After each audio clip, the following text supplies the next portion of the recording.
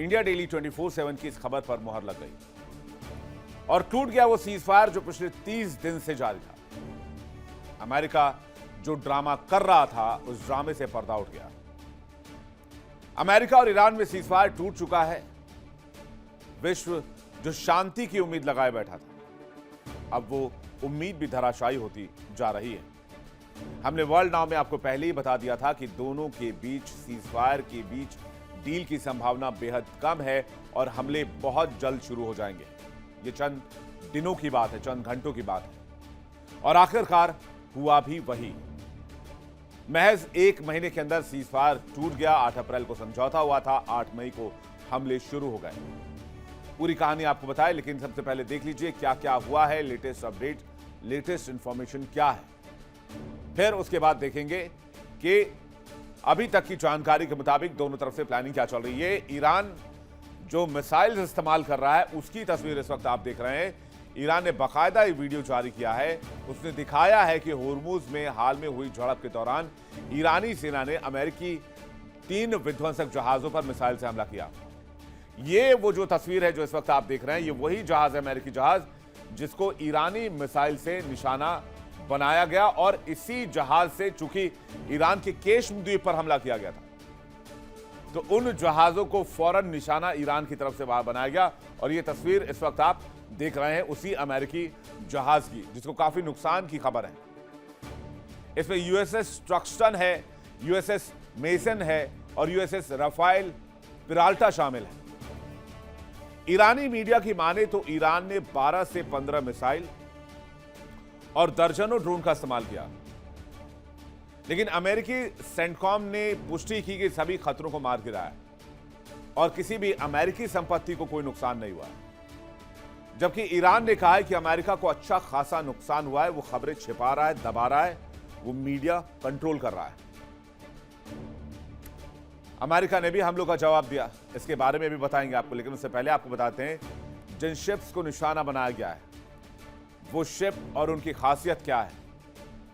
Iran ने USS ट्रक्स्टन, USS mason और USS Rafael पिराल्टा को निशाना बनाया। ये अमेरिकी नौसेना के अत्याधुनिक गाइडेड मिसाइल डिस्ट्रॉयर हैं, जिन्हें दुश्मन के मिसाइल, ड्रोन, पनडुब्बी और युद्धपोत से मुकाबले के लिए तैयार किया गया है। ये तीनों जहाज बर्ग क्लास के तहत आते हैं और एजिस कॉम्बैट सिस्टम से लैस हैं, जो एक साथ कई हवाई और समुद्री खतरों को न सिर्फ ट्रैक कर सकता है बल्कि न्यूट्रलाइज भी कर सकता है। लेकिन ये तीनों जहाज दुम दबाकर भागने को मजबूर हो गए जब ईरान ने रिटेलिएट किया। लेकिन ताकत देख लीजिए इन जहाजों की। सबसे पहले यूएसएस मेसन की ताकत समझिए। ये अर्ले बर्ग क्लास की डिस्ट्रॉयर है, गाइडेड मिसाइल से लैस है, विध्वंसक पोत इसे कहा जाता है, अत्याधुनिक है, टेक्नोलॉजी से लैस है, एजिस कॉम्बैट सिस्टम से लैस है, हवा, सतह और पनडुब्बी रोधी युद्ध में सक्षम है। इसमें 96 सेल वर्टिकल लॉन्चिंग सिस्टम लगे हुए हैं। रिम 66M सतह से हवा में मार करने वाली मिसाइल लगी हुई है और ये एंटी बैलिस्टिक मिसाइलों से भी लैस है। यूएसएस ट्रक्स्टन की ताकत भी जान लीजिए। ये यूएस नेवी का सबसे ज्यादा आधुनिक और सक्षम विध्वंसक पोत है। जहाज अत्यधिक उन्नत है, एजिस कॉम्बैट सिस्टम से लैस है, विमान, मिसाइलों और अन्य हवाई खतरों का पता लगाने में सक्षम है और साथ ही उसको खत्म भी कर सकता है। यह पोत एक साथ कई तरह की भूमिकाएं निभाने में सक्षम है। विध्वंसक पोत में 96 सेल के MK-41 वर्टिकल लॉन्चिंग सिस्टम लगे हुए हैं। यह जहाज टॉमहॉक क्रूज मिसाइलें भी दाग सकता है। एक और ताकतवर जहाज के बारे में जान लीजिए, USS Rafael Peralta. Peralta guided missile destroyer है और उन्नत रेडार सिस्टम से लैस है। तेज गति के लिए फेमस है। यह खाड़ी क्षेत्र में ईरानी नाकेबंदी मिशन में शामिल एंटी एयर, एंटी सबमरीन और एंटी सरफेस वॉरफेयर में भी काबिलियत रखती है। लेकिन इतने पावरफुल जहाजों के समंदर में होने के बावजूद अमेरिका को इस इलाके से भागना पड़ा जब ईरान ने रिटेलिएट किया। और ईरान ने इन मिसाइलों को जब दागा तो उसमें अमेरिकी हमलों में मारे गए जवानों, शहीद हुए जवानों के पोस्टर्स लगाए, जिसकी तस्वीर इस वक्त आप देख रहे हैं। और ईरान ने जता दिया कि यह बदला इन शहीद जवानों के नाम पर लिया जा रहा है।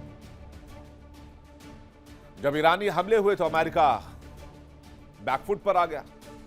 तुरंत अमेरिकी राष्ट्रपति ट्रंप ने पोस्ट किया, 3 वर्ल्ड क्लास अमेरिकी डिस्ट्रॉयर अभी अभी बहुत ही कामयाबी के साथ गोलीबारी के बीच होर्मुज से गुजरे हैं और तीनों डिस्ट्रॉयर को कोई नुकसान नहीं हुआ है, लेकिन ईरानी हमलावरों को भारी नुकसान हुआ है। वो कई छोटी नावों के साथ पूरी तरह से तबाह हो गए। इन नावों का इस्तेमाल उनकी पूरी तरह से खत्म हो चुकी नौसेना की जगह लेने के लिए किया जा रहा था। हमारे डिस्ट्रॉयर पर मिसाइलें दागी गई जिन्हें आसानी से मार गिराया गया। इसी तरह ड्रोन आए और हवा में ही जलकर खाक हो गए। वो बहुत ही खूबसूरती से समुद्र में गिरे, ठीक वैसे ही जैसे कोई तितली अपनी कब्र में गिरती है। कोई भी सामान्य देश इन डिस्ट्रॉयर को गुजरने देता, लेकिन ईरान कोई सामान्य देश नहीं है। उनका नेतृत्व तो पागलों के हाथ में है और अगर उन्हें कभी परमाणु हथियार इस्तेमाल करने का मौका मिला तो वो बिना किसी हिचकिचाहट के ऐसा करेंगे, लेकिन उन्हें यह मौका कभी नहीं मिलेगा। अब डोनाल्ड ट्रंप डिफेंड कर रहे हैं, कह रहे हैं हमारे युद्धपोत को कोई नुकसान नहीं हुआ, लेकिन इंटरनेशनल मीडिया चीख चीख कर यह बात बता रही है कि तीनों डिस्ट्रॉयर्स को काफी नुकसान हुआ और नुकसान की वजह से वो होर्मुज से यूटर्न लेने को मजबूर हो गए। ट्रंप ने पोस्ट करने के बाद ईरानी हमले को लेकर क्या बयान दिया है, आपको वो भी सुनवाते हैं। They trifled with us today. We blew them away. They trifled. I call that a trifle. I'll let you know when there's no ceasefire. You won't have to know. If there's no ceasefire, you're not going to have to know. You're just going to have to look at one big glow coming out of Iran. And they better sign their agreement fast. They trifled with us today. We blew them away. They trifled. I call that a trifle. I'll let you know when there's no ceasefire. You won't have to know. If there's no ceasefire, you're not going to have to know. You're just going to have to look at one big glow coming out of Iran. And they better sign their agreement fast. यानी Trump अपने पुराने model पर फिर से आ गए, Iran को धमकी दे रहे हैं, कह रहे हैं ईरान को सबक सिखा देंगे। लेकिन मैं डोनाल्ड ट्रंप से ये पूछना चाहता हूं, इसमें नया क्या है? आप 28 फरवरी से पहले भी यही कह रहे थे। आपने अप्रैल 2025 से आज तक सिर्फ यही कहा है कि हम ईरान को सबक सिखा देंगे, लेकिन वो ऐसा सबक है कि ईरान सीखना ही नहीं चाहता, कि आप सिखा नहीं पा रहे। उधर ईरान ने हमला करने के तुरंत बाद अपना एयर डिफेंस सिस्टम एक्टिव कर दिया और पूरे ईरान में तेहरान में अलर्ट जारी कर दिया। ईरान के आसमान की तस्वीर इस वक्त आप देख रहे हैं, जहां पर आसमान में एयर डिफेंस सिस्टम अपना काम करते नजर आए, यानी ईरान ने भी तैयारी कर ली थी। माना जाने लगा कि बदले की कार्रवाई अमेरिका जरूर करेगा और जो तस्वीर इस वक्त आप देख रहे हैं वो एयर डिफेंस सिस्टम मिसाइलों को ट्रैक करके उसको डाउन कर रहा है। जरा फुल स्क्रीन तस्वीर आपको दिखाते हैं। ये तेहरान के आसमान की तस्वीर है। मैं आपको फिर से याद दिला दूं, ये कोई इजराइल की तस्वीर नहीं है।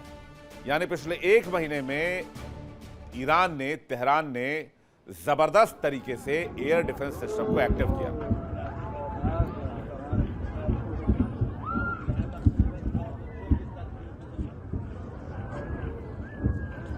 अब जरा इस तस्वीर को अगर आप देखेंगे डिटेल से तो आसमान में आपको बहुत सारे चमकते हुए ग्लिटर्स जैसे विजुअल्स दिखाई देंगे। जैसे ये तेहरान का आसमान है तो इसमें आप छोटे छोटे शॉट्स से चमकते हुए देख रहे हैं। ये वो हथियार हैं जो तेहरान के ऊपर आ रहे थे, लेकिन यहां पर जो एयर डिफेंस सिस्टम लगाया गया है उसने उन हथियारों को आसमान में ही ट्रैक किया और उसको न्यूट्रलाइज कर दिया, मतलब ध्वस्त कर दिया। कुछ ऐसी तस्वीर आपने देखी होगी ऑपरेशन सिंदूर के दरमियान, जब भारत के एयर डिफेंस सिस्टम ने पाकिस्तानी हमलों को न्यूट्रलाइज किया था, तो कुछ वैसी ही तस्वीर देखने को मिली। अब अमेरिकी शिप पर हमले के बाद बौखलाए अमेरिका ने ईरान पर पलटवार किया। अमेरिका ने पलटवार करते हुए ईरान के बंदर अब्बास पर हमला कर दिया। ये वो तस्वीर है जो इस वक्त आप देख रहे हैं, बंदर अब्बास पोर्ट की ये तस्वीर है। बंदर अब्बास पोर्ट एक बहुत एनरिच्ड पोर्ट है, चाहे वो इंफ्रास्ट्रक्चर के मामले में हो, चाहे वो फैसिलिटी के मामले में हो, चाहे वो ऑयल इंफ्रास्ट्रक्चर के मामले में हो। उसको नुकसान पहुंचाया अमेरिका ने डायरेक्ट अटैक करके, क्योंकि अमेरिकी शिप पर हमला हुआ था। अमेरिकी शिप पर हमले को तो नाकाम बता रहे हैं, लेकिन डोनाल्ड ट्रंप को सच्चाई पता थी कि तीनों शिप्स को दुम दबाकर भागना पड़ा और बहुत ज्यादा नुकसान हुआ। उसके बाद अमेरिका ने बौखलाहट में बंदर अब्बास पोर्ट पर अटैक कर दिया। इस धमाके के बाद काफी दूर तक आवाज सुनी गई। जरा फुल स्क्रीन तस्वीर आपको इस धमाके की भी तस्वीर की दिखाते हैं। और ये जो तस्वीर आ रही है, ये तस्वीरें ईरानी मीडिया के हवाले से आई हैं। ईरानी मीडिया ने दिखाने की कोशिश की है कि अमेरिकी हमले में कितना नुकसान हुआ है। अमेरिका ने ईरान के इंफ्रास्ट्रक्चर पर हमला किया, जैसे कि ईरान अपना ऑयल दुनिया को ना बेच पाए। तो हमला कहां का किया? होर्मुज के पास केशम द्वीप पर किया, बंदर अब्बास पोर्ट पर किया, बंदर जस के पास किया और ईरानी तेल टैंकर्स को निशाना बनाया, जिसकी वजह से यह बड़ा धमाका हुआ। हालांकि अमेरिका ने इन हमलों को सीमित कार्रवाई करार दिया है। केशम द्वीप पर अमेरिकी सेना ने हवाई हमले किए, लेकिन कहा कि इसे ईरान ने कहा कि नार्गिक क्षेत्र में अमेरिका ने हमला किया है। ईरानी नौसेना ने बताया कि अमेरिका ने जस के पास ईरानी तेल टैंकर को निशाना बनाया। इन हमलों के जवाब में ईरानी सेना ने अमेरिकी नौसेना के जहाजों को निशाना बनाने की बात फिर से कही है। यानी दोनों तरफ से जूतम पैजाज जारी है और पीछे हटने को कोई तैयार नहीं है। अब एक नक्शा आपको दिखाते हैं जहां ईरान के जिन पॉइंट्स और द्वीपों को दिखाया गया है, असल में उसकी सबसे बड़ी ताकत है। ये देखिए, ये जो छोटे छोटे द्वीप आप देख रहे हैं, यहां पूरी ताकत जो है वो लॉक है ईरान की, और इसी के जरिए ईरान पूरे होर्मुज को कंट्रोल करता है। इसमें से कुछ द्वीप ऐसे भी है, जैसे अबू मूसा द्वीप है, जैसे आपका केशम द्वीप है, लेजर टनब द्वीप है। ये पहले सऊदी के कंट्रोल में आते थे, लेकिन बाद में इसे टेक ओवर कर लिया ईरान ने। और यहां तस्वीर अगर आप देखेंगे तो ये ग्रेटर टनब है, लारक है, होर्मुज द्वीप है, केशम द्वीप है, लेजर टनब है, केश है, फरूर है, सिरी है और अबू मूसा है। ये सब जो है द्वीप्स, जो आप आइलैंड्स देख रहे हैं, द्वीप देख रहे हैं, ये सभी आइलैंड्स ईरान की असली ताकत है। ये ईरान के लिए पावर सेंटर की तरह काम करते हैं, चाहे वो खार्क हो, केशम हो, लारक हो, होर्मुज हो, ग्रेटर टनब हो, सीरी हो, अबू मूसा हो। ये तमाम इलाके ईरान को समुद्र में सैन्य ताकत देते हैं, सामरिक ताकत देते हैं। ये सभी जगहें फारस की खाड़ी और होर्मुज स्ट्रेट के पास है। दुनिया का सबसे बड़ा हिस्सा कच्चे तेल के व्यापार का इसी रास्ते से गुजरता है, जो मैप इस वक्त आप देख रहे हैं। ईरान ने इन द्वीपों पर रेडार सिस्टम, मिसाइल बेस, नौसैनिक ठिकाने और ड्रोन निगरानी सेंटर बना रखे हैं। खास करके होर्मुज के पास मौजूद द्वीप ईरान को यह ताकत देते हैं कि वो समुद्र में आने जाने वाले जहाजों पर पूरी निगरानी रख सके। युद्ध जैसी स्थिति में ईरान यहां से मिसाइल और ड्रोन अटैक करता है और तेल सप्लाई रोकने की भी धमकी देता है। अबू मूसा, ग्रेटर टनब, लारक जैसे द्वीप रणनीतिक तौर पर बेहद अहम है, क्योंकि यह होर्मुज के बीचों बीच है। वहीं खार्क द्वीप ईरान के सबसे बड़े ऑयल इंफ्रास्ट्रक्चर का केंद्र माना जाता है। यानी ये सभी पॉइंट सिर्फ छोटे द्वीप नहीं, बल्कि ईरान की सैन्य, आर्थिक और समुद्री ताकत के बहुत बड़े सेंटर हैं। इसलिए अमेरिका इन द्वीपों को निशाना बना रहा है। ये जो पोर्ट पर हमले हुए, ये जो अलग अलग जगह पर द्वीपों पर हमले हो रहे हैं, सिर्फ इसी वजह से, क्योंकि वो जानता है कि ईरान की कमजोर नब्ज कहां पर है। कुल मिलाकर ये द्वीप ईरान के पावर सेंटर्स हैं और इसी वजह से अमेरिका ने इनको टारगेट किया है। एक और जहां अमेरिका ने हमला किया, तो दूसरी तस्वीर आपको दिखाते हैं। ईरानी लोग जो सड़क पर निकलकर ईरानी सेना का समर्थन करने लगे। पश्चिमी तेहरान की सड़कों पर भीड़ उमड़ रही है, सेना के सपोर्ट में नारे लगा रही है। यह तस्वीर जो इस वक्त आप देख रहे हैं, ये तेहरान की तस्वीर है, जहां पर लोगों ने अपनी सेना का आभार जताया, अपनी सरकार के साथ खड़े नजर आए। याद कीजिए, इस लड़ाई को जब शुरू किया गया था तो डोनाल्ड ट्रंप के पोस्ट क्या होते थे कि लोग विरोध करें, लोग आंदोलन करें, अमेरिका पीछे से आ रहा है। लोग तख्ता पलट कर दें, लोग अपनी सरकार को गिरा दें, अमेरिका पीछे से हेल्प लेकर आ रहा है। क्योंकि ईरान में विद्रोह की चिंगारी भड़क गई थी, लोग अपनी सरकार से नाराज थे। लेकिन डोनाल्ड ट्रंप ने क्या किया? डोनाल्ड ट्रंप ने उस विद्रोह को भी हमेशा हमेशा के लिए खत्म कर दिया, और जो भी विरोध की आवाजें थी वो संकट की घड़ी में अपने देश, अपनी सरकार, अपनी सेना के साथ हो गई, जिसकी तस्वीर इस वक्त आप देख रहे हैं। यानी यहां पर भी, ईरान के अंदर भी लोगों की उम्मीद के किरण पर डोनाल्ड ट्रंप ने रायता फैला दिया।